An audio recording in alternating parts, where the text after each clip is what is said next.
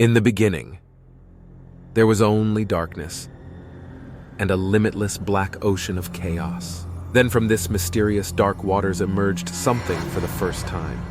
What came out of this dark and chaotic waters depended on where you were in Egypt. In major cities across ancient Egypt, people had their own stories about how the universe began. Each city had its own group of deities who, in their own version, brought the world to life. Some believed it was the sun's light. Others thought it started with the sound of a bird or a special word. Regardless, these stories all led to the creation of everything around us. Today we're diving into the stories about how Egypt believed the world began. Even though the stories varied from place to place, they all have some common themes. In all of the stories we find the themes of darkness and light. The Creator awakens within the dark waters which they called Nun, and divides into the many different aspects of the universe. Let's begin with the tale from Heliopolis. Imagine a time when there was endless dark water with no form or purpose. And in this emptiness, Heka, the god of magic, waited for the moment of creation.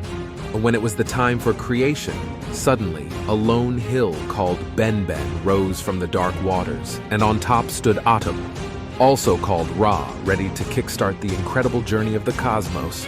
He looked upon the nothingness and recognized his aloneness. He envisioned a world where life could flourish, and so he brought forth the first divine pair, Shu and Tefnut.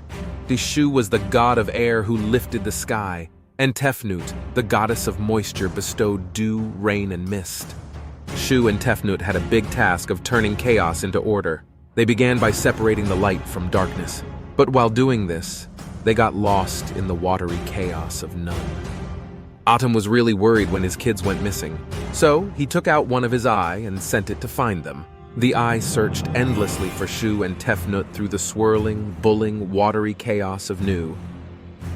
Eventually, after many years had passed, the all-seeing eye found them and returned them to their father. Seeing that Shu and Tefnut had returned safely, Atum was so overcome with joy that he wept tears of happiness.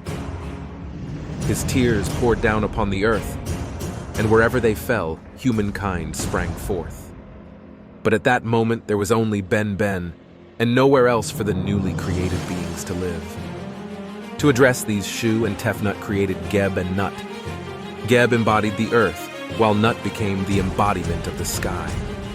Initially, Geb and Nut were closely entwined. Their closeness meant that there was no space for creation to continue. Realizing this limitation, Shu pushed Nut far away, stretching high above Geb. In parting, the act of creation resumed, and Nut was able to give birth to gods and goddesses who represent the four forces of life. Osiris, the god of fertility; Isis, the mother goddess; Set, the god of evil; and Nephthys, the goddess of death. These divine beings laid the foundation for the creation of plants, animals, more gods, and humans.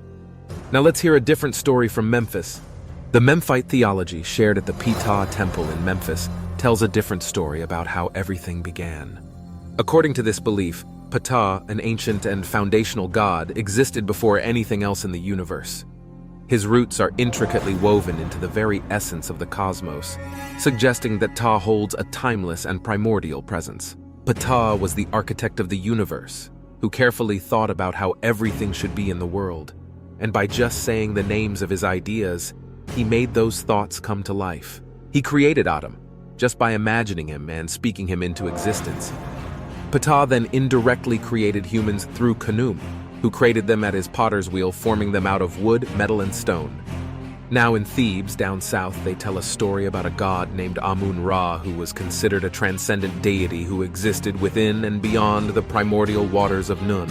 He sprung forth from the boundless waters of Nun, and then took the role of a creator deity with immense responsibility of shaping the world.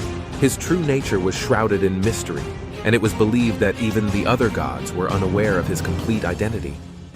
The very thought of unveiling the secrets about Amun-Ra's identity, whether intentionally or unintentionally, was believed to be so powerful that it could result in an instant death. Amun-Ra's divine nature allowed him to bring order and life to chaotic and formless elements of the primordial waters, and through his creative will, he initiated the process that led to the formation of the universe, marking the beginning of cosmic order and existence. Now let's visit Hermopolis, an ancient city. They had their own special way of talking about how everything began. Rather than diving straight into how the world came to be, they were more interested in understanding what the universe was like before it took its current form. Their narrative unfolds an intriguing story about 8 distinct deities paired up in 4 sets of male and female deities, collectively known as the Ogdoad of Hermopolis. The male Ogdoad deities embodied the form of frogs, while their female counterparts took the appearance of snakes. These godly couples symbolize the fundamental elements of pre-creation cosmos, such as the calm, still water at the very beginning, the vast expanses of endless water, the mysterious darkness, and the aspects of the cosmos that are beyond our understanding. Together, these 8 gods formed the first stage of creation and created a mound of earth from the primordial waters of chaos. In a moment of wonder, a magnificent lotus bud grew from this mound. This bud opened and revealed a newborn sun god who brought light to everything, igniting the spark of creation. Last but not least, meet Ra, the sun god, the creator of the universe and the source of all life. He's closely connected with Atum and Amun, and sometimes people even think of them as the same. Ra does something amazing every day. He goes from the sky to the underworld, making it day and night. But it's a tricky journey for Ra. He faces a lot of dangers, especially from a sneaky serpent god named Apep, who tries to gobble up Ra as he passes through the land of the dead. Did Apep's battle with Ra captivate you? Share your thoughts in the comments below. If you enjoyed this journey through myths, please give us a thumbs up, share, and subscribe for more intriguing explorations.